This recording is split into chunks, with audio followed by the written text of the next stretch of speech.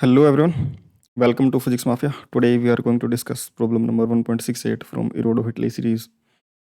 इस क्वेश्चन में एनएलएम पर बेस्ड क्वेश्चन है, सिंपल है ना। स्मूथ सरफेस पर जो मोशन होता है एंगल पर फोर्स लगाने पर, बेसिक मतलब कि स्टैंडर्ड सा एग्जांपल है जो क्लासेस में भी बहुत बार करवाया जाता है।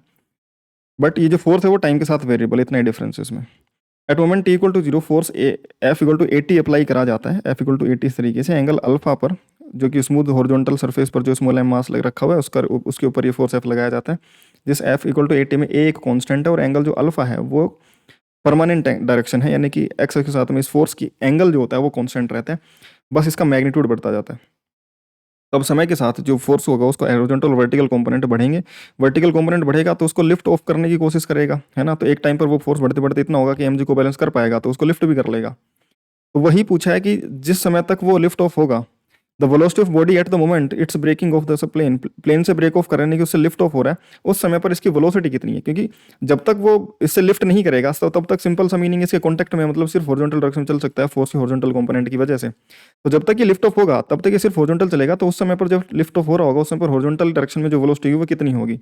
इसने वेलोसिटी पूछी बट वो होगी हॉरिजॉन्टल में ही, तो वो वेलोसिटी बतानी है। साथ ही साथ वो टाइम हम कैलकुलेट कर लेंगे कितने टाइम पर वो लिफ्ट ऑफ होगा, और हमें बताना है कि जितने टाइम में वो यहाँ पर पहुंचा है, जो वेलोसिटी गेन करी है लिफ्ट ऑफ होने तक, उतने टाइम में डिस्टेंस कितनी ट्रेवल करेगा वो भी पूछा हुआ है। ठीक है, तो प्रॉब्लम को थोड़ा सा ब्रेक डाउन करते हैं, इसको फोर्सेज वगैरह एफ वगैरह बना करके सोल्व करने की कोशिश करते हैं।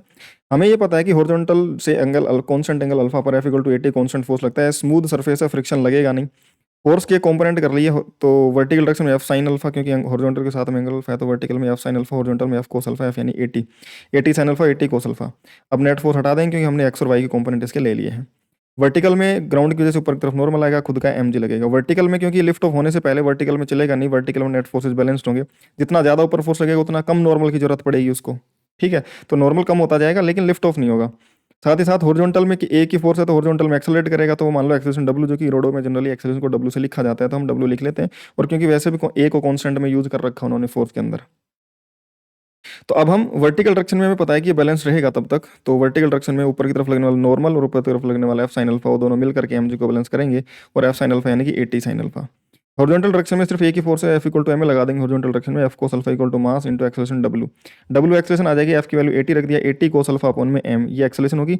और हमें वेलोसिटी का फंक्शन चाहिए किसी भी टाइम टी पर, तो डब्ल्यू जो एक्सेलरेशन है उसको D V by D T रख सकते हैं, तो वो A cos alpha by M into T.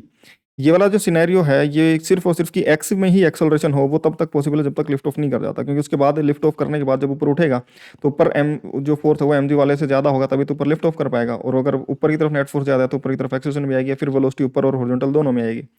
तो एक्स में नेट वेलोसिटी एक्स में तब तक रहेगी जब तक लिफ्ट ऑफ नहीं करता, तो ये फॉर्मूला एक्सेलरेशन नेट एक्सेलरेशन का।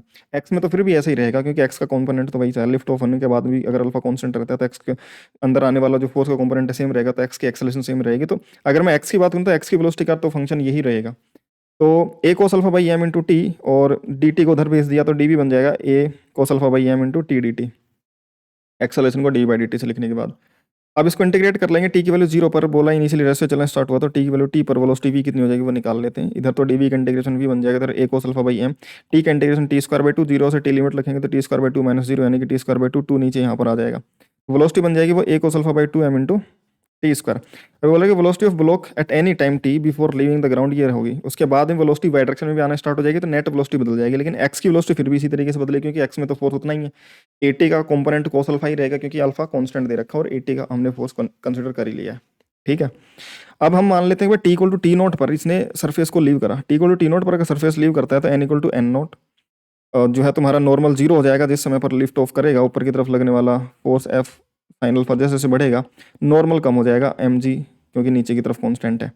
तो नॉर्मल कम होते होते लिफ्ट ऑफ होने के सिचुएशन में पहली बार जस्ट जीरो होगा, तो यहाँ तक वो इक्वेशन वैलिड है क्योंकि जब लिफ्ट ऑफ हो जाएगा फिर तो नॉर्मल लगेगा ही नहीं, फिर तो एक्सेलरेशन वर्टिकल डायरेक्शन में आएगी तो फिर ये इक्वेशन लगेगी ही नहीं। ये इक्वेशन भी तब तक लग सकती है जब वाई डायरेक्शन में इक्विलिब्रियम में नेट फोर्स जीरो है, और वो लास्ट टाइम तब होगा जब नॉर्मल कम होकर के जीरो होगा। उसके बाद वाई डायरेक्शन में इक्विलिब्रियम होगा नहीं, तो फिर ऊपर का फोर्स नीचे के फोर्स के बराबर होगा भी नहीं।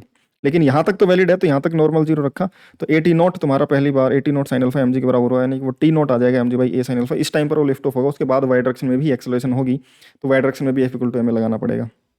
बट हमें इसी टाइम तक कंसिडर करना था, तो हमने वो टाइम निकाल लिया कि इस टाइम तक mg/a sin अल्फा टाइम निकल जाएगा। अब हमें पता है कि किसी भी टाइम t पर वेलोसिटी कितनी होगी, लिफ्ट ऑफ होने से पहले नेट वेलोसिटी। तो उस वेलोसिटी के अंदर t की जगह अगर मैं टी नोट रख दूं तो हमें उस टी नोट पर लिफ्ट ऑफ होते समय जो एक्स डायरेक्शन में वेलोसिटी होगी वो कितनी होगी वो पता चल जाएगा। टी की वैल्यू रख दी हमने a cos alpha by 2m, तो ये था कोफिशिएंट, और टी नोट की वैल्यू रख दी हमने mg/1 sin अल्फा का इसका स्क्वायर। इसको सोल्व करा तो वेलोसिटी आ गई mg² cos अल्फा अपॉन में 2a sin square alpha. I hope कि ये क्लियर है। तो ये तो वेलोसिटी आ गई। हमसे सेकंड पार्ट में पूछा है कि कितनी डिस्टेंस भी ट्रैवल करा इतने टाइम में। तो हमारे पास वेलोसिटी जो फंक्शन ऑफ टाइम अगर है तो वेलोसिटी को ds/dt लिख दूं, rate of change of displacement, और उसको इंटीग्रेट कर दूं, डिस्प्लेसमेंट आ जाए, क्योंकि टर्निंग तो हुई नहीं है, तो एक ही डायरेक्शन चल रहा है, तो डिस्टेंस और डिस्प्लेसमेंट बराबर होंगे। तो v तुम्हारा इतना है a cos alpha by 2m into T square, किसी भी टाइम t पर distance travel t equal to T naught लगाना। तो हमें t less than equal to T naught तक ये वेलोसिटी का फॉर्मूला, नेट वेलोसिटी का फॉर्मूला ये वैलिड है।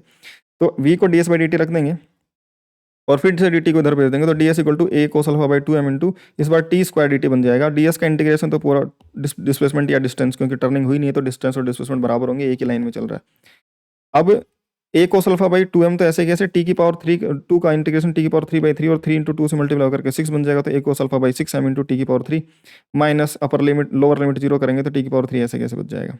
अब t की वैल्यू टी नोट पर हमसे पूछा, तो t की वैल्यू टी नोट जो हमने निकाली थी mg/a sin अल्फा इसमें रख देंगे, उसकी पावर 3 है। तो इसको सोल्व कर लेंगे तो डिस्प्लेसमेंट यानी कि डिस्टेंस जो आ जाएगा विदाउट टर्निंग, डिस्टेंस और डिस्प्लेसमेंट बराबर है, वो आ जाएगा m² जी की पावर 3 cos अल्फा अपॉन में 6a² sin की पावर 3 अल्फा। आई होप कि तुम्हें सिनेरियो क्लियर होगा। ठीक है, कोई भी डाउट हो तो तुम टेलीग्राम पर अपना जो डाउट ग्रुप है माफियाज डाउट किलर्स ग्रुप, वहाँ पर आकर के ज्वाइन कर सकते हो और अपने जो भी डाउट हो मुझसे डिस्कस कर सकते हो, बाकी बच्चों के साथ डिस्कस कर सकते हो। प्रिपरेशन से रिलेटेड डाउट हो या फिर जैसे भी हो मुझसे डिस्कस कर सकते हो। मैं ऑडियो सेशन लेता हूँ यहाँ पर, तो वहाँ पर मुझसे तुम कनेक्ट हो सकते हो। ठीक है, और अपना एक टेलीग्राम पर चैनल है फिजिक्स माफिया के नाम से। ठीक है, वहाँ पर क्लासेस की लिंक वगैरह, क्लासेस के अपडेट्स, नोट्स वगैरह सारे अवेलेबल हो जाएंगे, तो उसको भी ज्वाइन कर लेना। और ये दोनों लिंक तुम्हें चैनल और डाउट ग्रुप की वो तुम्हें डिस्क्रिप्शन में मिल जाएंगी, जा करके ज्वाइन कर सकते हो। ठीक है, और वीडियो अच्छा लगा तो चैनल को सब्सक्राइब कर देना और फ्रेंड्स के साथ शेयर कर देना। ठीक है, बाकी मिलते हैं ऐसे किसी अच्छे से वीडियो में, किसी अच्छे से क्वेश्चन के साथ, अच्छे से कंसेप्ट के साथ में। तब तक के लिए बाय।